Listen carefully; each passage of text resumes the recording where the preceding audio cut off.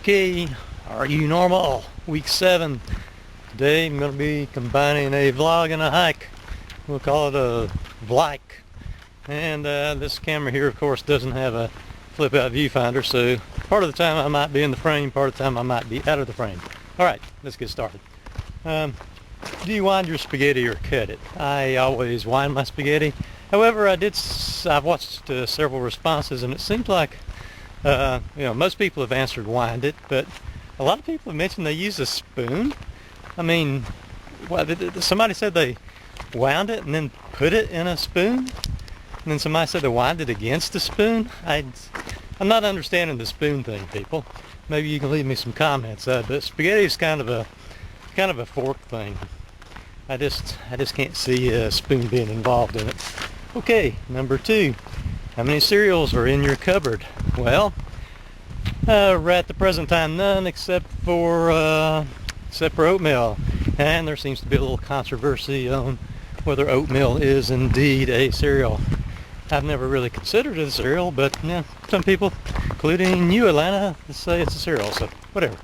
I kind of have a love-hate relationship with cereal, I guess.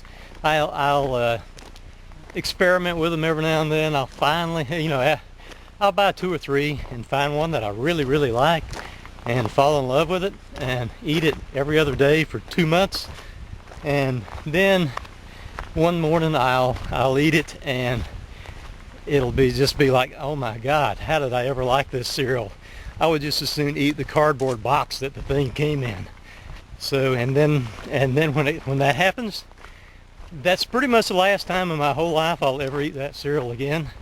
It just when I fall out of love with my cereal, that's it. The oatmeal, on the other hand, I like it okay, but I don't like it good enough to eat it every day. So therefore, with the oatmeal, I don't get like that as sick of it as I do with my cereal infatuations. So I've eaten the oatmeal pretty much all my life. Instant, Quaker Instant with maple and brown sugar, by the way. Okay, 3, showers or baths. How often? How long does your showers or bath last? Showers, 100% of the time, they last 5 to 7 minutes. Generally speaking, every other day, but that kind of depends. Sometimes you just get dirtier than you do other times, and when that's the case, every day. But if I'm, generally staying fairly clean every other day. And also if I've got, like, I don't know, let's say a doctor's appointment or somewhere where I want to be more presentable than usual. If my other day is scheduled to be a non-shower day, on that particular day, then I will go ahead and take a shower on that day. So it kind of varies. Do you dry your hair with a blow dryer or natural air? Natural air all the time. I wash it and then I part it, and then I kind of run my fingers through it to get it somewhat arranged the way I like it, and then I let it air dry. But I really try not to go outside and let the wind blow it around as it's air drying, because if that happens, it's just everywhere if I do that. And of course, I don't like to do that and go to bed, straight to bed either. Generally, I'm a morning shower person, or whenever I wake up. Anytime that I'm not going to be going to sleep soon. Okay. Okay, the big long one. Do you consider vanity a bad word? Would you rather be considered vain or selfish?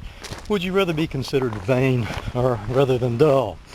Vanity, it's got some negative connotations, but I probably maybe don't feel quite as negative about the word as some of the people I've seen, I guess.